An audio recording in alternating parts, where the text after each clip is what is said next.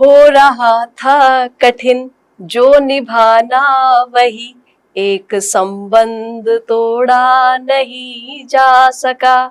सैकड़ों पुल बनाए गए हैं मगर दो किनारों को जोड़ा नहीं जा सका। इतनी अच्छी पंक्ति है ये आपकी कि जो टीम है इस समय मौजूद वो भी गा रही है। Thank you. ये पंक्तियां मैं अक्सर गुनगुनाती हूँ और पंक्तियां कहने वाले युवा और जोशीले कवि गौरव साक्षी मेरे साथ मौजूद हैं। गौरव साक्षी ने इतनी कम उम्र में कविता और साहित्य के क्षेत्र में अपना एक मुकाम बना लिया है। सैकड़ों कवि सम्मेलन मुशायरे के अलावा टीवी शोज कर चुके हैं। वाह भाई वाह, मैं भी इनको सुनती हूँ और बड़े बड़े कवियों जैसे कुमार विश्वास, शैलेश लोढ़ा भी इन्हें बहुत प्यार देते हैं, बहुत मानते हैं और इनके साथ इन्होंने अपना मंच भी साझा किया है। राज्यपाल से अवार्ड मिल चुका है, मुख्यमंत्री से ये अवार्ड ले चुके हैं। गौरव, आपका बहुत स्वागत है अनकोट मीडिया के प्लेटफॉर्म पर।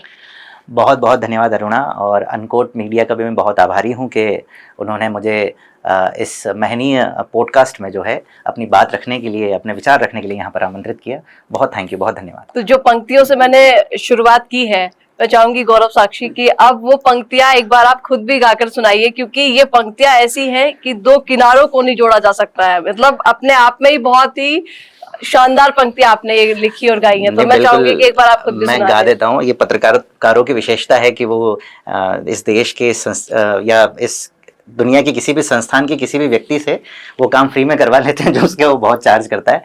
लेकिन फिर भी आपका आग्रह है तो आपका आग्रह मैं कैसे टाल सकता हूँ। मैं गा देता हूँ कि हो रहा था कठिन जो निभाना वही, एक संबंध तोड़ा नहीं जा सका।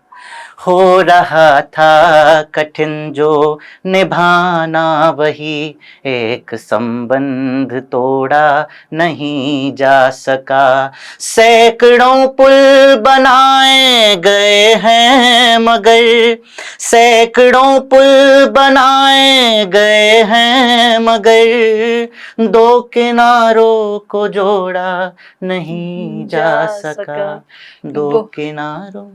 तो बहुत ही अच्छी पंक्तियां हैं और वाकई बहुत अच्छी तरह से आपने गाया भी है और इन पंक्तियों को मैं भी अब गुनगुनाने लगी हूँ। लेकिन जब मैंने पहली बार ये जाना कि इन पंक्तियों को गौरव साक्षी ने लिखा है तो मुझे ये लगा कि ये कैसा नाम है। तो बताइए भाई अपने नाम के पीछे की कहानी और खोल दीजिए आज सारे राज कि क्या है इस कहानी के अनूठे नाम के पीछे ये जो स्टोरी आपने लिखी हुई है। दरअसल हम कवियों में, हम कवि सम्मेलन करने वाले जितने भी कवि हैं या फिर वे लोग जो पूर्व में भी और सारे जितने कवि हैं, उसमें एक रिवायत होती है कि हम एक उपनाम लगाते हैं। और जब मेरा विवाह हुआ तो मैंने तय किया कि मेरी पत्नी का जो नाम है साक्षी, मैं उनके नाम को अपने नाम के आगे उपनाम की तरह लगाऊं। हम सत्य सनातन संस्कृति की भी यदि बात करें तो आप राधा कृष्ण देखते हैं, आप सीताराम देखते हैं, आप लक्ष्मी नारायण देखते हैं। तो मैंने चाहा कि क्यों ना जहाँ जहाँ जिस सम्मान से लोग मेरा नाम लेते हैं, लोग मेरी पत्नी का नाम भी लें। जिस तरह से राधा कृष्ण लोग कहते हैं वैसे गौरव साक्षी कहें। और मुझे अच्छा लगता है जब लोग मुझे गौरव जी की बजाय साक्षी जी कहते हैं। हमारे एक बहुत अच्छे शायर हैं ज़ुबैर अली ताबिश, उनका एक शेर है कि मुरली सब धुन त्यागे है, मुरली सब धुन त्यागे है, एक ही धुन में बाजे है, हाल ना पूछो मोहन का, सब कुछ राधे राधे है। तो यहाँ पर सब कुछ साक्षी साक्षी है। बहुत बढ़िया जी। मतलब शेक्सपियर भले ही कह गए हो कि नाम में क्या रखा है, लेकिन नाम में बहुत कुछ रखा हुआ है। जी जी जी। और ये बिल्कुल सही बात है। तो जिस तरह से आपने कहा कि लक्ष्मी नारायण की आपने बात की, चाहे राधे कृष्ण की बात की, तो सही बात है कि नाम में बहुत कुछ रखा हुआ है। जी। तो अब एक स्टैंडर्ड सा सवाल पूछती हूँ जी, जो जो आपसे कई बार ये पूछा भी गया होगा कि आपकी ये यात्रा कैसे शुरू हुई। और उससे पहले दो लाइनें सुमित्रा नंदन पंत की मैं बताना चाहूंगी कि वियोगी होगा पहला कवि, आह से उपजा होगा गान, निकलकर आंखों से चुपचाप वही होगी कविता अनजान। अब आप बताइए अपनी जर्नी के बारे में कि कैसे आपने शुरुआत की। ऐसा कोई वियोग वाला किस्सा मेरे साथ प्रारंभिक दौर में तो नहीं रहा, लेकिन हाँ बाद में कई सारे दर्द झेले हैं मैंने भी जीवन में। और ये बात सत्य है कि जब आप किसी भी बात से पीड़ित होते हैं, चाहे आप प्रशासन के किसी कर्म से पीड़ित हों, चाहे आप किसी प्रेयसी के प्रेम में पीड़ित हों, चाहे आप किसी और भाव से तकलीफ में हो, दर्द में हो, तभी कोई एक ऐसी कविता निकलती है जहाँ पर आप ये कहते हैं कि सैकड़ों पुल बनाए गए हैं मगर दो किनारों को जोड़ा नहीं जा सका। तो मेरी शुरुआत वैसे तो स्कूल के समय से हुई। मेरे परिवार में ही मेरे काका साहब यशवंत सिंह चौहान जो हैं वो कवि हैं, और उन्हीं से मैंने पहली बार मेरी जो तुतलाहट है उसको कविता कहने वाले वही थे। उन्होंने ही मुझे कविता का प्रारंभिक ज्ञान दिया, वहाँ से मैंने शुरू किया। फिर आगे चल के अध्ययन किया, जीवन के कुछ अनुभव लिए, तो कविता में और निखार आते गया। मेरे इस पूरे काम को सबसे ज़्यादा निखारने का काम किसी ने किया है, या मैंने सबसे ज़्यादा किसी के श्री चरणों में बैठकर इस क्राफ्ट को और निखारा है, तो उनका नाम श्रद्धेय डॉक्टर कुमार विश्वास सर होता है, युग कवि डॉक्टर कुमार विश्वास जी। उनके सानिध्य में इस समय काम चल रहा है और उनसे सीख रहे हैं और धीरे धीरे आगे बढ़ रहे हैं। करत करत अभ्यास जड़मति होत सुजान, उस क्रम में है, उस प्रक्रिया में है। तो जैसे आज मैं भी थोड़ी सी शायर बन गई हूँ और कवि बन गई हूँ, मेरे अंदर से भी शेर फूट रहे हैं। जी जी। तो मुझे याद आ रहा है वसीम बरेलवी साहब का एक शेर है कि कौन सी बात कहाँ कैसे कही जाती है, ये सलीका हो तो हर बात सुनी जाती है। जी जी जी। तो ये सलीका आपने कहाँ से सीखा? क्योंकि कविता करना तो आसान है, लेकिन हजारों लोगों की भीड़ के सामने कविता पढ़ना और इस अंदाज में पढ़ना कि लोग वाह वाह करने लगे, ये सलीका एक दिन में तो नहीं आता है। तो आपको कितना टाइम लगा यहाँ तक पहुंचने में? बिल्कुल आपने ठीक कहा कि एक दिन में ये चीज़ नहीं होती। ये मैंने अभी कहा कि करत करत अभ्यास जड़मति होत सुजान। आप जैसे जैसे कोई काम करते जा रहे हैं, आप एक निपुण पत्रकार हैं, आप काफ़ी समय से काम कर रही हैं, इतना अच्छा काम कर रही हैं, तो एक दिन में तो ये सब नहीं हो पाया होगा। ठीक उसी प्रकार से कविता या मंची कौतुक भी है जो स्टेज पे हम लोग करते हैं, जो ऑडियंस को बांधने का जो काम करते हैं, ये सारी चीज़ें भी देखिए मैं इसमें एक चीज़ जोड़ता हूँ, रणभूमि का अभ्यास रणभूमि में उतर के ही होता है। मैंने बहुत पहले एक कथा सुनी थी जिसमें एक राजा होता है और राजा अपने राज्य की सीमा में होता है, उस पर कोई दूसरा राज्य आक्रमण कर देता है। तो उस राजा के पुत्र जो कि बहुत पराक्रमी होते हैं, वो उस समय गुरुकुल में शिक्षा प्राप्त कर रहे होते हैं और अपने पिता पे जब किसी दूसरे देश का आक्रमण देखते हैं तो बहुत छटपटाहट वो महसूस करते हैं कि मैं जाऊंगा अपने पिता की सहायता करूंगा, युद्ध भूमि में जाके उनकी रक्षा करूंगा। वो अपने गुरुदेव से कहते हैं कि गुरुदेव मुझे इस गुरुकुल से जाने की आज्ञा दीजिए, मैं जाता हूँ और अपने पिता की रणभूमि में जो है सहायता करूंगा। तो उनके गुरु कहते हैं कि तुम जाओ, लेकिन तुम्हें एक चुनौती जो है वो पार करनी होगी, उसके बाद तुमको जाना होगा। बोले बताइए गुरुदेव कैसी चुनौती? तो वो एक बेलनाकार ड्रम रखते हैं, उसके ऊपर एक पटिया नुमा एक चीज़ रखते हैं और कहते हैं कि इस पर बैलेंस बना के खड़े हो। फिर सामने एक लक्ष्य रखते हैं, लक्ष्य को भी पेंडुलम की तरह ऐसे ऐसे घुमाते हैं और बोलते हैं कि अब इस पर तीर चलाओ और लक्ष्य का संधान करो। 3 से 4 दिन बीतते हैं और 4 दिन तक वो निरंतर अभ्यास के बाद वो किसी तरह से उस लक्ष्य का संधान कर चुके होते हैं। और चौथे दिन जब वो ये चीज़ कर चुके होते हैं तब अपने गुरु से कहते हैं कि अब मैं देखिए मैंने आपकी जो चुनौती है उसको पार किया और अब मुझे पिता की रक्षा के लिए, पिता के सहयोग के लिए जाने दीजिए। तो गुरुदेव कहते हैं कि अब निश्चिंत हो जाओ, तुम्हारे पिता जो है युद्ध जीत चुके हैं, सारी चीज़ें समाप्त हो गई। बोले अच्छा, ये बड़े आश्चर्य की बात है। बोले इस बात से 2 चीज़ें सीखी। क्या सीखी? पहली चीज़ तो ये कि आप अपने राजा पे, आप जिन पे विश्वास रखते हैं उन पे पूर्ण विश्वास रखें, अपने सेनापति पे, अपने मैनेजर पे, अपने बॉस पे आप बिलीव रखें कि वो कोई काम कर रहा है तो वो बहुत अच्छे से करेगा, पहली चीज़। दूसरी चीज़ ये कि गुरुकुल में प्राप्त हुई शिक्षा, कॉलेज में, इंस्टीट्यूशन में प्राप्त हुई शिक्षा और रणभूमि में जो शिक्षा मिलेगी, जो रणभूमि में अनुभव मिलेगा, उन दोनों में अंतर है।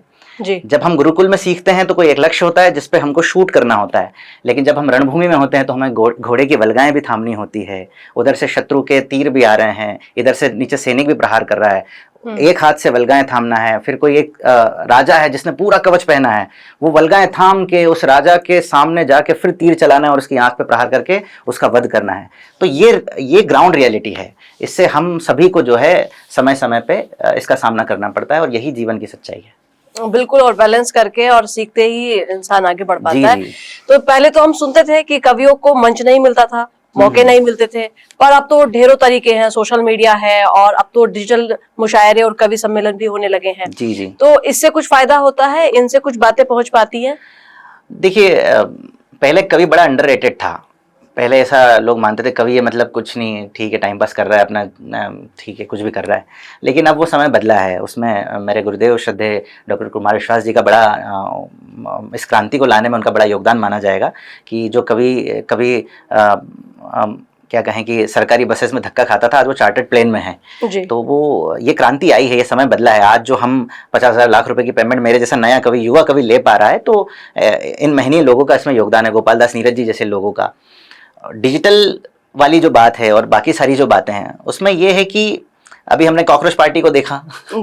तो नो डाउट डिजिटली बहुत सारे प्लेटफॉर्म्स हैं, लेकिन वही है कि ग्राउंड पे जो आप करेंगे, जो कवि सम्मेलन में जो अनुभव मिलता है, उसका एक अलग आनंद है, वो ग्राउंड रियलिटी है और उसी के हिसाब से चीज़ें होती है। तो साक्षी जी, जैसे आपने जिक्र किया कि आपकी श्रद्धेय हैं और कुमार विश्वास जो वाकई धूल धक्कड़ से आने वाले और फिर चार्टर्ड प्लेन तक पहुंचने का सफर एक छोटी सी यात्रा नहीं है, उनकी बहुत संघर्षपूर्ण रही। उनसे कितना सहयोग मिला, और दूसरा ये कि उनके साथ रह करके, चूंकि उनकी एक बहुत ही एक उनकी वो थी कविता जो आज हर एक युवा की जुबान पर है, वो कहते हैं ना कि कोई दीवाना कहता है। तो आपके जीवन में कौन सी वो एक कविता रही जो आपने पहली बार पढ़ी और उससे आपको नेम फेम मिला? तो कैसे यहाँ तक? मैं जब बहुत शुरुआत में था तब मैं एक मुक्तक बहुत पढ़ा करता था, तो वो बड़ा हो रहा। हालांकि मैं उसको वैसा मानता हूँ कि वो उस तरह से नहीं है, लेकिन हाँ, लेकिन सबसे ज़्यादा वीडियो जो मेरा चला है वो यही वाला चला है, दो किनारों को जोड़ा नहीं जा सका। लेकिन इससे भी पहले मैं एक मुक्तक पढ़ता था कि बात ये 1 दशक पुरानी है, बस तुझे याद भर दिलानी है, मेरे कांधे पे जो खरोंच सी है वो तेरे प्यार की निशानी है। तो ये बहुत, ये मुझे तो लोग, क्या वाकई आपके कंधे पे खरोच है? नहीं, कांधे पे खरोंच तो नहीं है, लेकिन हाथ पे वो पराठा पलटते हुए तेल का निशान जरूर है जिसको मैंने थोड़ा सा वैसे पोएटिक करके वैसे किया। लेकिन हाँ, ये बात सत्य है अरुणा, मैं आपको बहुत फ्रेंकली बताऊं, मैंने जितनी कविताएं लिखी है, मैंने जीवन में अधिकांश कविताएं अपने निजी अनुभव से लिखी हैं। जो जो लिखा है मैंने अनुभव किया है उसको। सैकड़ों पुल बनाए गए, दो किनारों को जोड़ा नहीं जा सका, ये मेरे जीवन में घटित हुआ है। मैं था किसी प्रयास में, मैं किसी से चाहता था कि मेरे मन का जुड़ाव हो, लेकिन नहीं थी परिस्थितियां वैसी। इसके गीत के बंद में मैंने लिखा कि चांद से चांदनी को चुराकर हृदय द्वार दीपक जलाना नहीं चाहता। कैसे आप किसी ऐसे व्यक्ति को जो कि अपने क्षेत्र में बहुत सफल है, जो बहुत अलग स्तर पे है, और आप कैसे केवल अपने निजी स्वार्थ के लिए, आपको केवल इसलिए क्योंकि आपका प्रेमी मन संतुष्ट हो जाए, इसलिए कैसे आप किसी को प्रपोज करके या उससे मिलन करके उस चीज़ को ध्वस्त कर सकते हैं। तो सामाजिक दायरे होते हैं, कई बार नहीं जोड़ा जा सका। साक्षी जी, जिस मुक्तक का आप जिक्र कर रहे हैं और जिनकी याद में जो भी परिस्थितियां आपकी रही उस समय की, उसको एक बार अगर बताएं कि वो मुक्तक क्या है, और हम भी सुनना चाहेंगे। इस गीत का वो बंद है कि मैंने लिखा था, देखिए, कि रीत हमसे न तोड़ी जाएगी, प्रीत तुमसे न जोड़ी जाएगी, आदतें कुछ बहुत पुरानी हैं, एकदम से न छोड़ी जाएगी। तो वो गीत का बंद ये हुआ कि रीत संसार की तोड़ कर मन कभी, रीत संसार की तोड़ कर मन कभी, प्रीत में जीत पाना नहीं चाहता, चांद से चांदनी को चुरा कर हृदय द्वार दीपक जलाना नहीं चाहता। बहुत बढ़िया। द्वार दीपक जलाना नहीं चाहता, इसीलिए हमको ही रुख दियों का बदलना पड़ा। हम दूसरे रास्ते चले गए, फिर हमको ही रुख दियों का बदलना पड़ा, रुख हवाओं का मोड़ा नहीं जा सका, सैकड़ों पुल बनाए गए हैं मगर दो किनारों को जोड़ा नहीं जा। ये है। बहुत बढ़िया साक्षी जी। और मैं यहाँ पे एक चीज रिलेट करूंगी कि जैसे आपने कहा ना कि जो दिए हैं हमको ही रुख दियों का बदलना पड़ा, उनको ही आपने जी। तो आप मूव ऑन कर चुके हैं अभी? देखिए, किसी बड़े शायर ने कहा कि इश्क की आग लगाए ना लगे, बुझाए ना बुझे। इश्क, यार, ये आजकल के लड़के लड़कियां पता नहीं कैसा इश्क करते हैं, लेकिन इश्क मूव ऑन करने वाली चीज नहीं है यार। ये तो दिल में एक सुराख है जो मृत्यु के साथ ही जाएगा, मूव ऑन नहीं होता। मैंने लिखा था कि थोड़ा सा, इश्क में हार भी जरूरी है, दूसरा यार भी जरूरी है, एक हफ्ता है जिंदगी जिसमें एक इतवार भी जरूरी। बिल्कुल सही बात है। और हफ्ते में एक दिन इतवार भी है, जरूरी, और कल इतवार भी है। हाँ, और जैसे आपने गाया उससे हमारे कैमरामैन भी इतने डीप में चले गए कि वो इमोशंस भी उनके झलक रहे हैं। कोई 2-4 लोग उनको पकड़ के ले गया वहाँ पे। तो इस तरह से जा रहा है। साक्षी जी, जनरली ये कहा जाता है कि आज के टाइम में एआई बहुत एडवांस है, जी जी, और एआई के माध्यम से बहुत सारे जो युवा हैं जी वो कहीं ना कहीं शायर बनते हुए नजर आते हैं। जी जी जी और वो लिखना की जो कला, जो पहले कभी जब संसाधन नहीं हुआ करते थे जी जी उस समय के जो कवि हैं और जो आजकल के युवा जो उभरते कवि हैं, उनको लेके आप कैसे देखते हैं और क्या सोचते हैं? मैं आपको बताऊं कि जो भी मैं गीत जिस पे पूरी बातचीत हो रही है सैकड़ों पुल वाली, ये थॉट सबसे पहले मैंने कहाँ सुना था? सबसे पहले मैंने रहीमदास जी का दोहा सुना था कि रहीमन धागा प्रेम का मत तोड़ो छटिकाए, टूटे से फिर ना जुड़े, जुड़े गांठ पड़ जाए। उन्होंने दो प्रेमी संबंधों के जुड़ने के, विलग होने के बाद जुड़ने की बात को गांठ बंधने से कहा। ये अलग प्रतीक में बात कही। फिर इस बात को हस्तीमल हस्ती साहब ने कहा कि गांठ अगर पड़ जाए तो फिर रिश्ते हो या डोरी, लाख करे कोशिश खुलने में वक्त तो लगता है। बात वही थी, उन्होंने इस सेम प्रतीक लिए और नई बात कही। फिर एक लड़का है गौरव साक्षी, उसने किनारे और नदी का प्रतीक लिया कि सैकड़ों पुल बनाए गए हैं मगर दो किनारों को जोड़ा नहीं जा सका। क्या एआई जिसके पास केवल डेटा है वो ये नए प्रतीक ला पाएगा? वो किनारे का मतलब केवल किनारा समझता है। किनारा क्या? जो नदी के किनारे पे है, जिससे लहरें आके टकराती है पानी, उसको उस किनारे में प्रेमिका नहीं दिखेगी। वो कुछ भी कर ले, वो मुझे दिख सकती है, मेरा प्रेमी मन है इसलिए दिख सकती है, वो किसी ह्यूमन को दिख सकती है। एआई के मन में डेटा डाला जा सकता है, प्रेम नहीं डाला जा सकता, गुस्सा नहीं डाला जा सकता, ग्लानि नहीं डाली जा सकती, इमोशन कहां से लेके आएंगे? तो ये जो नए प्रतीक हैं, मैंने कहा कि एक इतवार भी जरूरी है, तो मैं इतवार से कहना चाह रहा हूं कि एक वो व्यक्ति जो कि आपके जीवन में नहीं है, वो एक दिन उसकी याद में रहना भी बहुत जरूरी है। इतवार से मेरा मतलब इतवार से नहीं था। वो चीज एआई कैसे लेके आ पाएगा आप मुझे बताइए? वो जो यमक अलंकार का प्रयोग है, जो एक प्रतीक के माध्यम से कई कई बातें समझाने का प्रयास है, वो एआई कैसे करेगा? तो बेसिकली जो शायरी है, जो सम्मेलन है, इस तरह के इमोशंस से जुड़े हुए हैं और ऑब्वियस ये सी बात है, कविता का कनेक्ट तो करते हैं। देखिए भारत में लगभग हर बात पे कविता है, हर बात पे गीत है। हमारे यहाँ जन्म से लेके तो मृत्यु तक गीत गाए जाते हैं। संगीत और कविता हमारे रग रग में है, क्योंकि हम लोग बहुत इमोशनल लोग हैं, हम लोग बहुत अपनी अपनी धरती को माँ कहने वाले लोग हैं। तो ये जो एआई या जो कंप्यूटर है, जो धरती को केवल एक प्लॉट का साइज समझेगा, वो कैसे अपनी धरती को माँ कहेगा और किस तरह से वो इस तरह की चीज गढ़ पाएगा? आप बताइए।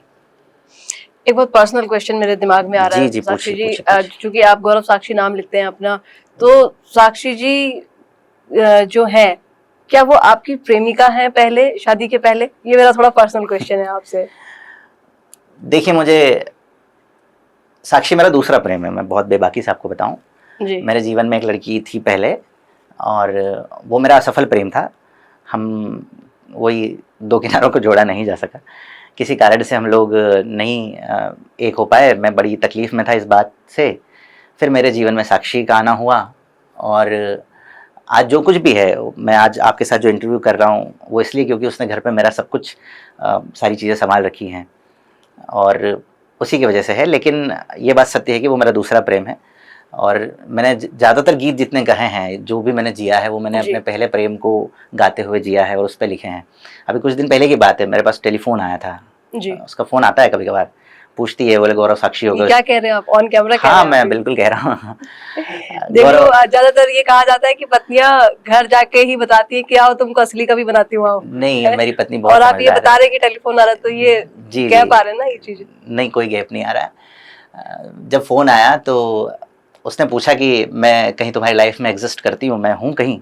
तो मैंने कहा कि सुबह है बंद शाम आंखों में, जी। कैद मंजर तमाम आंखों में, पढ़ सको तुम मगर तो पढ़ लेना, है तुम्हारा भी नाम आंखों में। बहुत बढ़िया। तो फिर ये जब जाएगा, हाँ, बिल्कुल, तो साक्षी जब सुनेंगी, साक्षी ये सारी चीजें जानती हैं। अक्सर ये कहा जाता है कि पत्नियों को लेके ज्यादातर हंसी मजाक में कवि मंच संचालन करते हुए या फिर जब पाठ करते हैं तब, तो वो बहुत टिपिकल बातें कर जाते हैं पत्नियों को लेकर के। तो क्या आपकी पत्नी तो वैसी नहीं कि ये सब? मेरी पत्नी बहुत आदर्श महिला है। मैं गौरव साक्षी हूँ और वो साक्षी गौरव है, तो इसमें कोई संशय नहीं है। उसको मेरे सारे कर्मकांड पता है। उसने एक दिन पूछा, ये सच्ची बात है, उसको डायरी मिली कहीं से, उसने पूछा कि बताओ तुम बड़े प्रेम में आके, बड़े लाड़ में आके, एक रात में उसने मुझसे पूछा कि सच सच बताना, उस समय उससे अधिक प्रेम था या मुझसे अधिक प्रेम है? तो मैंने कहा कि वाक्य मेरा जरा सा तीखा है, सच को सच कहना मैंने सीखा है, रुक्मिणी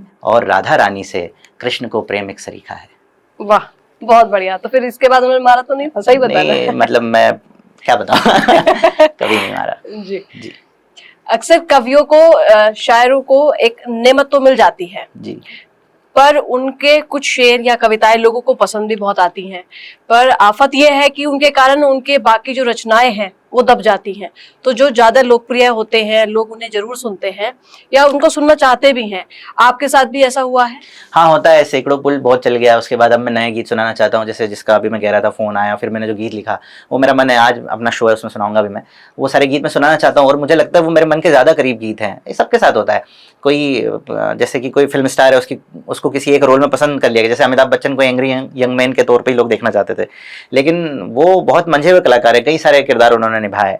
जैसे हमारे गुरुदेव डॉक्टर कुमार विश्वास सर का लोग कोई दीवाना सुनना चाहते हैं, लेकिन उनके ऐसे ऐसे गीत हैं, मैं कई गीत उनके, मतलब उनका एक गीत है, हार गया तन मन पुकार कर तुम्हें, कितने का की है प्यार कर तुम्हें, हार गया तन मन। ऐसे कई सारे इमोशनल गीत हैं जो आपने नहीं सुने होंगे या जो आपने कम सुने होंगे तुलनात्मक रूप से। लोग एक ही चीज़, कोई दीवाना के अलावा भी सर भी बहुत सारी चीज़ें, मतलब सर के पास है जो हम जैसे लोग सुनते रहते हैं। ऐसा सब कवि के साथ है, मेरे साथ भी है। ऐसी कई सारी चीज़ें हैं जो मैं सुनाना चाहता हूँ और जो मन में रह जाती है कि यार ये सुनाना है। कभी ऐसा हुआ है कि आप मंच पे खड़े होकर पढ़ रहे हैं और ऑडियंस उस मन के साथ कनेक्ट नहीं हुई है? कई बार निराशा हुई कि मैं तो बड़ा मन से आया था कि 40 मिनट या 50 मिनट सुना के जाऊं और फिर 4-5 मिनट में समेटने वाली बात है। कभी ऐसा भी दौर देखा आपने? दोनों चीज़ें देखी हैं। मैं हूट भी हुआ हूँ, मंच के नीचे से लोगों ने चिल्लाया बैठ जा करके ये भी समय देखा है। लेकिन अब वो बहुत प्रारंभिक दौर में ऐसी चीज़ें होती है, क्योंकि आप सिलेक्शन ऑफ स्टेज आपके बस में नहीं होता। जहाँ जैसे मौके मिले आपको सुनाना है, आपको मेले में कविता सुनानी है, आपको कहीं भी सुनाना है। लेकिन अब वो जब चीज़ें अब थोड़ी सी ऑर्गेनाइज हो गई हैं, तो अब आपके हाथ में है कि आप कौन सी जगह जाएंगे, कौन सी जगह नहीं जाएंगे, वहाँ किस तरह के लोग आ रहे हैं, ये आप तय कर लेते। तो अब ऐसी चीज़ें कम हो रही है। लेकिन ये है कि ये दो तरफा है। हमारे आपके दिल्ली के ही बड़े कवि हैं, उन्होंने कहा है कि पूरी धरा भी साथ दे तो और बात है, कुंवर बेचन साहब, पूरी धरा भी साथ दे तो और बात है, पर तू ज़रा भी साथ दे तो और बात है, चलने को तो एक पाँव से भी चल रहे हैं लोग, पर दूसरा भी साथ दे तो और बात है। तो जनता हमेशा दूसरा पाँव होती है। अगर वो मन से सुनते हैं तो कभी कभी मन करता है अच्छे से सुनाने का, अगर वो मन से नहीं सुनते तो फिर। तो ऐसा दौर देखा है, मतलब कई हाँ, बार? बिल्कुल बिल्कुल, कई बार। भाई बैठ जाओ, बहुत हो गया। ये एक दो बार हुआ है, एक दो बार ऐसा हुआ है शुरुआत में। इसका आपने देखा? अब तो आदत पड़ गई, अब तो हम बिठा दें दो चार जी। हाँ। चलिए, एक और बात है कि पहले कई कवि और शायर ऐसे भी होते थे, खासकर मंच पर पढ़ने वाले, जो जिंदगी भर अपने कुछ रचनाएं हैं उनको ही सुनाते रहते थे। और अब ऐसा नहीं हो सकता है, क्योंकि अब लोगों को पता चल गया है कि जो सुना रहे हैं तो हम सोशल मीडिया पे पहले ही सुन चुके हैं और लगातार यही सुनाए जा रहे हैं। तो इसको लेके आप कैसे? नहीं, ऐसा नहीं होता है। मैं आपको एक बात बताऊं, जैसे लता मंगेशकर जी ने हजारों गीत गाए हैं, लेकिन उनके अगर आप कुछ गीत आप चयनित करेंगी तो 25-50 गीत ऐसे होंगे कि जो हम 1 करोड़ बार भी हमने सुने होंगे और 1 करोड़ बार और सुनना चाहते होंगे। ये कवि सम्मेलन में भी है। जैसे महेंद्र सिंह धोनी कितना अच्छा क्रिकेटर है, वो स्विप शॉट भी मारता है, वो प्लेट भी करते हैं, वो टाइमिंग भी करते हैं, लेकिन हम चाहते हैं कि वो हेलीकॉप्टर शॉट मारे, हर बार मारे, हर मैदान में आके मारे। ऐसे कवि के साथ भी होता है। हम भले ही हमारी सोशल मीडिया पे खूब रीच है, खूब कोई एक कविता, कोई वीडियो देखी गई है, लेकिन अगर मैं जाऊं, अगर मान लीजिए मैं दिल्ली में आया हूं और मैं सारी कविता सुना दूं और मैं 2 किनारे नहीं सुनाऊं, तो लोग कहेंगे कि ये तो आके गया, कब गया मालूम ही नहीं पड़ा। जैसे सर की हम बात कर रहे थे, सर भी जैसे जब जाते हैं उन्होंने इतने गीत लिखे, इतनी कविताएं लिखी अथाह, लेकिन वो कोई दीवाना जब तक ना सुनाए तो लोग मानते हैं कि सर आए ही नहीं, ऐसा लगता है लोगों को। लेकिन ये तो कुछ चंद हो गए। जैसे अब कुमार विश्वास आज के टाइम में बहुत नाम है, तो हर ऑडियंस की इच्छा रहती है कि जब कुमार जी आए तो हमको यही सुनाए। ऐसा मैं इसलिए पूछ रही हूँ क्योंकि कई बार जैसे हम लोग भी कवि सम्मेलन में जाते हैं तो ये होता है कि आप जो गा रहे हैं वो तो हमको याद है, आप कुछ नया लेके आए। हाँ, होता है और हर कवि नया सुनाना चाहता ही है। लेकिन यदि मान लीजिए मैं कवि सम्मेलन में पहुंचा हूं अरुणा जी, और आप सामने बैठी हैं, आप सुनना चाहती हैं, आपको पता है गौरव साक्षी जी हैं, अगर मैंने 3 कविता नहीं सुना भी दी और वो 3 कविता जो मेरी प्रचलित कविता उससे अच्छी भी होगी ना, तब आप नीचे से चिल्ला के कहेंगे कि अरे वो तो सुना ही नहीं आपने 2 किनारे, वो भी सुनाओ। तो ये हर आर्टिस्ट के साथ होता है, नॉट इवन इन कवि सम्मेलन, ये हर क्षेत्र में। किशोर कुमार जी हैं या कोई और सिंगर है या अरिजीत सिंह हैं, वो अपने कुछ ऐसे गाने जो नए हैं वो गा दें, फिर आप चलेंगे अरे सर वो वाला तो गाया ही नहीं आपने। तो ये ऑडियंस की डिमांड तो है, और दूसरा ये कि उनके जो जहन में बस गया है हाँ, बस एक बार जो साक्षी जी आए तो ये तो सुनना ही है, मतलब ये हर हाल में सुनना है। जैसे आज मैं देखती हूँ जब भी आपका कोई प्रोग्राम होता है तो सबसे पहले वो दो किनारे तो किनारे, आपका हाँ, मतलब हाँ, जहन में आ गया लोगों के विवशता है मेरी अब सुनाना भी, पैसे नहीं देते नहीं तो उसके बिना तो अभी पैसे मिल रहे हैं ना अभी तो ईश्वर की कृपा है देखो। जी। कई लोग ऐसे हैं साक्षी जी, आप नहीं दे रहे बस आज ठीक है हाँ। तो नहीं, हम तो पैसे दे दिए जी आपको जी जी पहले ही, जी जी है ना। कई लोग ऐसे हैं जैसे लोगों को आदत होती थी कि पहले सब अच्छा सुनते थे, सुनने जाते थे तो रात रात भर जग करके मुशायरे सुनते थे, कवि सम्मेलनों में रहते थे और लोगों को कविताएं तक याद हो जाती थी। पर अभी क्या होने लगा है कि कवि सम्मेलन चल रहा है, कवि पढ़ रहा है, लोग अटेंशन ऑडियंस जो है वो अपने फोन में रील स्क्रॉल कर रही है, देख रही है। तो क्या इस पर आपका क्या कहना है? और दूसरा, ये ऑडियंस अटेंशन कैसे उस तरफ खींची जाए अपनी ओर कि लोग हमको सुने? जनरली ये होता है कि ऑडियंस रील स्क्रॉल करने लग जाती है फोन में। अब लोगों का पेशेंस थोड़ा सा कम हुआ है। पहले आदमी टेस्ट मैच देखता था पूरा, फिर 60 ओवर का मैच होने लगा जिसको वनडे कहा गया, 60 ओवर का भी खत्म हो गया, वो 50-50 वनडे हो गया, अब T20 हो गया, आगे चल के 6-6 ओवर के भी मैच होने लगेंगे, देखना समय आएगा ये। तो पहले आदमी 3 घंटे की पिक्चर देखता था, अब शॉर्ट्स देख रहा है, रील्स देख रहा है, 30 सेकंड में उसको वो आनंद चाहिए जो 3 घंटे की पिक्चर में उसको चाहिए था। पहले 900 पन्नों के उपन्यास हुआ करते थे, आजकल 100-110 पन्नों में उपन्यास खत्म हो जाते हैं। आज नए नॉवेल्स आप उठा के देखेंगे तो 100-110-150 पन्ने के उपन्यास होते हैं। तो ये इसमें कोई आर्टिस्ट क्या करे, इसमें कोई कवि क्या करे, इसमें कोई भी, इसमें तो ये लोगों की अब क्या कहें कि सहनशीलता कम हो गई है, मतलब लोग नहीं, उतनी देर धैर्य नहीं बचा। इसका कारण ये भी, जीवन भी फास्ट हो गया है। पहले आदमी कोई भी काम करता था, अगर मान लो कि ट्रेन का रिजर्वेशन करवाना है, जहाज़ की टिकट करानी है तो किसी स्थान तक जाता था, टिकट बुक करवा के आता था, मोबाइल में हाथों हाथ चीज़ें हो जा रही है, लाखों करोड़ों के पेमेंट ऑनलाइन हो जा रहे हैं, ठीक है। कोई भी चीज़ जो है, खाना भी चाहिए तो 1 मिनट में आप बोल दे रहे हैं, ऑर्डर आ जा रहा है, सारी चीज़ें। तो लाइफ फास्ट हुई है, तो थोड़ा उसका भी एक प्रभाव है, मुझे ऐसा लगता है। लेकिन हाँ, इसका प्रभाव तो है, मतलब ये इसमें लोगों का, या यूँ कहें कि आम जनमानस का इसमें रोल है, इसमें किसी भी आर्टिस्ट का मुझे नहीं लगता कि कोई हुआ है। बिल्कुल है। और साक्षी जी, आजकल एक मुद्दा जो बहुत चर्चाओं का विषय बना हुआ है, और चूंकि हजारों करोड़ों जो हिंदू है उसकी आस्था के साथ एक तरह से खिलवाड़ होता हुआ जब नजर आया, मैं बात कर रही हूँ राम मंदिर की। क्या साक्षी जी राम मंदिर को लेकर लिखेंगे, और क्या साक्षी जी राम मंदिर को लेकर बोलेंगे, और क्या साक्षी जी को लगता है कि इस मुद्दे पर बोलना चाहिए, क्योंकि ये बहुत बड़ा एक मुद्दा है और इन दिनों चर्चा का पूरा विषय बना हुआ है? ये जो कुछ हो रहा है ये नहीं होना चाहिए, पहली चीज़ तो मैं कहूँगा। और इसको किसी धर्म विशेष से जोड़ के भी नहीं देखा जाना चाहिए, क्योंकि मेरा निजी रूप से ऐसा मानना है कि दुष्ट और दिमाग वाले, वो किसी भी धर्म, जाति, संप्रदाय या संस्थान से उनका कोई लेना देना नहीं होता, वो हर कहीं पाए जा सकते हैं। तो इसको धर्म से पहली बात तो नहीं जोड़ के देखना चाहिए। लेकिन फिर भी मैं 4 पंक्तियाँ, मैंने एक गज़ल गई थी कुछ दिनों पहले, मैं उसका एक शेर कोट करना चाहूँगा कि सबसे ज़्यादा अधर्म करते हैं वे ही जो धर्म करते हैं। तो ये इस समय देश का दुर्भाग्य है कि हम जिन पे सबसे ज़्यादा आँख मूंद के भरोसा कर रहे हैं, उनमें से ही कुछ लोग हैं जो ईश्वर के संचित धन में से चोरी कर रहे हैं, और ऐसा धन जो किसी गरीब ने अपने दिन भर की मेहनत मजदूरी में से बड़े आस्था के साथ चढ़ाया था, 10 रुपये 5 रुपये भी उसमें गए, उसमें से पैसा चुराना गलत है। ये मैं इसको ठीक नहीं मानता, और ये नहीं होना चाहिए। कुछ कहना चाहेंगे इसको लेकर के? कुछ ऐसा कभी लिखेंगे भविष्य में कि युवा भी देखे कि गौरव साक्षी इस पे बोले? क्योंकि मैंने ये सुना है, और मैं बल्कि आपको सुनती आई हूँ बहुत पहले से ही, आप बेटियों को लेके लिखते हैं, आप महिलाओं को लेके भी लिखते हैं, आप देश में होने वाली अभी जैसे कॉकरोच जनता पार्टी एक्टिव है उसको लेकर भी अभी हमारी बातचीत हो रही थी। तो इस टॉपिक को लेके अगर लिखना होगा तो जरूर लिखेंगे या इसको? हाँ बिल्कुल, मतलब कहीं भी कुछ भी ऐसा है जो मैं इसलिए नहीं लिखूंगा क्योंकि राम मंदिर में ऐसा हो गया है ना, किसी भी ऐसे धन में या किसी भी ऐसे संचित स्थान पे जहाँ पे किसी व्यक्ति की श्रद्धा से कोई धन संचित किया गया है, उसमें से यदि कोई भी व्यक्ति चोरी करता है, वो चाहे वो राम मंदिर में हुआ हो, या चाहे किसी बड़ी दरगाह में हुआ हो, या चाहे किसी बड़े गिरजाघर में हुआ हो, ये अनैतिक है और ये गलत है, ये नहीं होना चाहिए। चूंकि और वो तो हमारा, मैंने तो लिखा भी है कि केसरी शाम है अयोध्या में, हर दिशा राम है अयोध्या में, यूं तो है 4 धाम भारत में, 5वां धाम है अयोध्या में। तो ऐसा कि जिसको हम 5वां धाम मान रहे हैं, इतनी बड़ी जगह हुआ, तो ये बिल्कुल अनैतिक है। और अंदर का कवि, अंदर का राम भक्त, अंदर का सनातनी, अंदर का मनुष्य इस बात का विरोध करता है कि ये नहीं होना चाहिए और दोषियों को सजा मिलनी चाहिए। मैं लिखूंगा जब भी मुझे मेरे पास अभी थोड़ा व्यस्त है समय। साक्षी, जैसे मैंने जिक्र किया कॉकरोच जनता पार्टी का, आप भी युवा हैं और इतनी बड़ी संख्या में युवा आज के टाइम में आमरण अनशन पे बैठा हुआ है, तो आप उन युवाओं को लेकर के कुछ कहना चाहेंगे? और इस तरह की जो पार्टियां बीच में आती हैं और जो युवाओं को इकट्ठा करती हैं, आप कैसे देखते हैं कॉकरोच जनता पार्टी के इस प्रोटेस्ट को?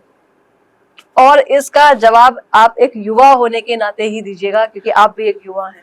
नहीं, देखिए, मैं 2-3 चीजें बात कहना चाहता हूँ। जैसे कि विरोध किस बात का होगा जी। मान लीजिए कि मैं हूँ, मैं कोई काम कर ही नहीं रहा, तो मेरे हिसाब से सारी चीज़ें आइडल है। आप एक संस्थान चला रही हैं, आप एक न्यूज़ चैनल चला रही हैं, तो इस न्यूज़ चैनल में ऐसी ठीक नहीं चल रहा है, वो जो पत्रकार जो हैं दूसरे वो ठीक काम नहीं कर रहे हैं, ठीक है, आपके रिपोर्टर जो जा रहे हैं वो ठीक से काम नहीं कर रहे हैं। ये मैं बाहर बैठ के बोल रहा हूँ, ये बहुत अच्छा लग रहा है सुनने में, लेकिन क्या ग्राउंड रियलिटी पे जब मैं आऊँगा, तो क्या मैं, जब वो हाथ में मेरे सत्ता आ जाएगी, तो क्या मैं उसको उतनी परिपक्वता के साथ चलाऊँगा? क्या मैं वैसा कर पाऊँगा? मेरा निजी रूप से ऐसा मानना है कि इस समय जो शासन में लोग हैं वो 90% ठीक हैं, ऐसा मेरा निजी रूप से मानना है। 10% 15% हो सकता है कि उनसे भी बहुत सारी चीज़ें हुई हैं जो कि अभी चीज़ें सामने भी आ रही है, बहुत सारी गड़बड़ होगी, लेकिन पूरी तरह से बेकार है। इसके लिए सरकार गिरा दो, राष्ट्रपति शासन लागू कर दो, बांग्लादेश जैसी स्थिति पैदा कर दो, ये इसका सॉल्यूशन मुझे नहीं लगता कि होना चाहिए। और वे लोग जो ये ऐसा कह रहे हैं, जैसे मान लो मैं कह रहा हूँ कि राष्ट्रपति शासन लागू कर दो, बांग्लादेश जैसी स्थिति कर दो, सबको ढहा दो और मुझे प्रधानमंत्री बना दो, तो क्या मैं कल प्रधानमंत्री बन जाने के बाद मैं सारी चीजें एकदम से ठीक कर दूंगा? क्या इज इट पॉसिबल? हाँ, नहीं, ये तो एक फिर टॉपिक के बियॉन्ड बात चली गई। लेकिन यहाँ पे एक चीज समझनी होगी, आप जिक्र कर रहे हैं 90% जो लोग बैठे हैं वो सही हैं, तो क्या जो युवा मर रहा है और कितने आत्महत्या कर रहे हैं युवा, नीट एग्जाम आप रद्द कर दिए, एसआई एग्जाम आप रद्द कर दिए और आपके पेपर लीक हुए जा रहे हैं लगातार, तो 90% बहुत बड़ा नंबर आपने दिया मुझे लगता है। नहीं, बिल्कुल, ये जो कुछ इस देश में हो रहा है, ये राम मंदिर वाला भी इसमें जोड़ लेते हैं हम। नीट के पेपर जो लीक हो रहे हैं, जो क्या बोल सकते हैं कि आपने एसआई वाली एग्ज़ाम, ऐसे 25-30 उदाहरण हैं जहाँ पे सरकार को जवाब देना चाहिए और बिल्कुल देना चाहिए, हम सबको उनसे पूछना चाहिए। लेकिन 370 हटाने वाली भी यही सरकार है, लेकिन राम मंदिर बनाने वाली भी यही सरकार। फिर तो ये वाली बात आ जाती है ना कि विकसित भारत की आप बात करते हो और युवा को छोड़ करके आप कैसे विकसित भारत की बात करेंगे? एक परिवार का एक बच्चा जाता है, वो आत्महत्या कर ले रहा है, सोचिए उस परिवार के साथ आप विकसित भारत की बात कैसे कर पाएंगे फिर? तो अगर हम 370 की बात कर रहे हैं तो ठीक बात है, सरकार है, चुनी इसलिए गई है कि वो ये काम करे, लेकिन इस सरकार को इस तरफ भी ध्यान देना चाहिए कि जो युवा आत्महत्या कर रहा है, लगातार आप पेपर लीक कर रहे हैं, इस बीच में उनकी उम्र भी जारी है, उनकी मेहनत भी जारी है और आपका इस तरफ ध्यान नहीं है। आप बैठ करके पीठ थपथपा देते हैं, आप कहते हैं कि धर्मेंद्र प्रधान अच्छा काम कर रहे हैं। खैर, ये बहुत चीजें बहुत व्यक्तिगत चली जाएंगी बात करते करते, ठीक है, पर मुझे ऐसा लगता है कि वो जो हम कड़ी जोड़ते हैं, आप और हम, कि इसी सरकार ने कश्मीर का मुद्दा उठाया, इसी सरकार ने इतनी चीजों में बदलाव किए, पर मुझे लगता है कि किसी भी देश की प्रगति तरक्की तभी हो सकती है जब उसका युवा उससे जुड़ा हुआ हो, उसका युवा तरक्की करे, तभी वो देश विकसित भारत बन सकता है। मैं बिल्कुल आपकी बात से सहमत हूँ। ये जो मैं फिर कह रहा हूँ, ये जो 20-25 मुद्दे हैं जिन पे ये सरकार विफल है, उस पे सरकार को बिल्कुल जवाब देना चाहिए और उन पे काम ठीक होना चाहिए। बहुत सारी चीज़ें जो हम भी महसूस करते हैं, लेकिन केवल इन बातों के लिए सरकार गिरा देना, बांग्लादेश जैसी स्थिति पैदा कर देना, ये भी तो सही नहीं है। एकदम से किसी अपरिपक्व व्यक्ति को सत्ता पे बिठा देना, ये भी तो सही नहीं है, जिसको अनुभव ही नहीं सत्ता का। देखो, ये जो कुछ हो रहा है, इसमें मजबूत सरकार का तो श्रेय है जो कर रही है वो, लेकिन इसमें कमजोर विपक्ष का भी श्रेय है। उनकी क्या भूमिका है, वो क्या कर रहे हैं? एक नई पार्टी बन के आ रही है, कॉकरोच पार्टी, और वो कुछ इस तरह की बातें कर रहे हैं। अगर मान लो कि कल को हमने उनको सत्ता दे भी दी, उदाहरणार्थ की मान लो कल राष्ट्रपति शासन लागू हो जाता है, परसों फिर से चुनाव होते हैं और कॉकरोच वाले बैठ गए, तो क्या आपको लगता है कि 15 दिन में या 1.5 साल में फिर से वो चीजें हो जाएंगी? हम 1.5 साल बाद इस पे चर्चा नहीं कर रहे होंगे कि अरे यार, ये तो हमसे गलती होगी। बहुत अच्छा इस पे आपने आंसर किया। और दूसरी बात ये कि होना चाहिए, जब तक आप और हम मैं सवाल ना करूं, जब तक आप जैसे लोग मंच से खड़े होकर नहीं बोलेंगे तब तक कैसे। मुझे और आज देखो, डॉक्टर हरिओम पवार जी याद आ गए। मैं इसमें एक बार उन्होंने एक बात कही थी कि मैंने एक बार लाल किले से बैठ के जब कलम उठाई थी तो वो सरकार गिर गई थी। हाँ, तो कवि की ताकत मैं आपको बता रही हूँ कि अगर आप भी उसमें हैं, अगर आप युवाओं के लिए एक बार बोलेंगे तो मुझे लगता है कि जो आत्महत्या युवा कर रहा है, जिसका एग्जाम नहीं हो पा रहा है, जिसको इतनी परेशानी आ रही है, जिसकी उम्र खत्म हो जा रही है और बाद में वो विफल है, सभ्य समाज में वो युवा विफल है। एक तो हमारे देश की और युवाओं के साथ एक समस्या ये है, मैं मेरे घर के 2-3 उदाहरण बता देता हूँ आपको। जैसे मैं हूँ, उदाहरण के लिए मेरे को सीधे पीसीएस ऑफिसर बनना है जी। मेरा मन बिल्कुल नहीं है कि मैं इलेक्ट्रिशियन का काम करूं, या मेरा मन डिग्री लेने के बाद बिल्कुल नहीं है कि मैं कोई स्किल सीखूं। आज भी आईटी सेक्टर में एआई को समझने वाले अच्छे इंजीनियर्स की ज़रूरत है। मैं कविता के अलावा, जैसा आप जानती हैं, मैं एक कंपनी भी रन करता हूं, अंगद वायर्स। मुझे सेल्स एंड मार्केटिंग के लिए कम से कम 25 लड़कों की ज़रूरत है, लेकिन नहीं मिलते।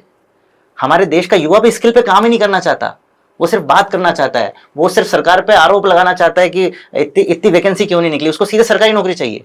आज का युवा सिर्फ ये कर रहा है कि वो केवल एग्जाम देने जाता है और सरकार से बार बार चिल्ला चोट मचाता है कि भैया ये चीजें नहीं है। तो इस पे भी तो थोड़ा कुछ हम भी तो कुछ करें, केवल सरकार करेगी सारी चीजें। ये आप कहते हैं कि युवा अपने स्किल्स पे काम नहीं करता है, तो क्या इस सबको छोड़ के हम डायरेक्ट स्विच हो जाएं? क्या शिक्षा जरूरी नहीं? बिल्कुल जरूरी है। तो शिक्षा के लिए ही वो युवा वहां है।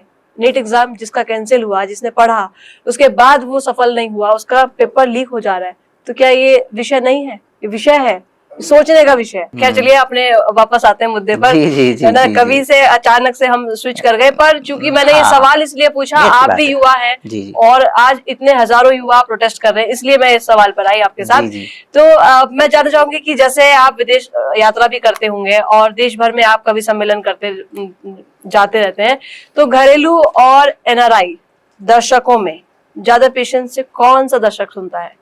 बचपन में कविता सुनी होगी, स्कूल में हमने सबने पढ़ी है सिलेबस में, कि एक चिड़िया के बच्चे 4, घर से निकले पंख पसार, पूरब से पश्चिम को जाए, उत्तर से दक्षिण को आए, आकर माँ को हाल बताया कि देख लिया हमने जग सारा, अपना घर है सबसे प्यारा। तो यहाँ के लोग ही अच्छे लगते हैं अरुणा जी, हमको तो आप अच्छी लगती हैं ये हमारे साथी अच्छे लगते हैं। सबको अपना घर अच्छा लगता है, अपना देश अच्छा लगता है, यहीं के लोग अच्छे लगते हैं। जी, तो हमें तो अपना घर ही अच्छा लगता है। जी, जी। कहीं भी आप यात्राएं करके जी, आइए, लेकिन अपने घर जैसी बात कहीं नहीं। और अपने जैसा दर्शक जो अपने आप हाँ, अपने मन का मिल जाए, जी, जी। वही आपका दर्शक और वही आपका जी। मंच। तो ये थे हमारे साथ बातचीत करने के लिए गौरव साक्षी, जिन्होंने बहुत अच्छे से मेरे सभी सवालों के जवाब दिए। और आज ऑडियंस के मन में भी बहुत सारे सवाल इनको लेकर के रहे होंगे। उम्मीद है कि उनको भी बहुत सारे जवाब मिले होंगे। तमाम बातचीत के लिए गौरव साक्षी बहुत बहुत धन्यवाद। और अनकोट मीडिया पूरी उम्मीद करेगा कि ऐसे ही हम एक बार और अपने दर्शकों तक आपको दोबारा से सुनाने का मौका मिले और हम आपके साथ बैठ के बातचीत करें। जी, जी। एक बार फिर से हम आपका धन्यवाद करते हैं, पूरी टीम आपका धन्यवाद करती है गौरव साक्षी, हमसे जुड़ने के लिए। थैंक यू गौरव साक्षी। मैं भी बहुत आभारी हूँ अनकोट मीडिया का, बहुत थैंक यू वेरी मच।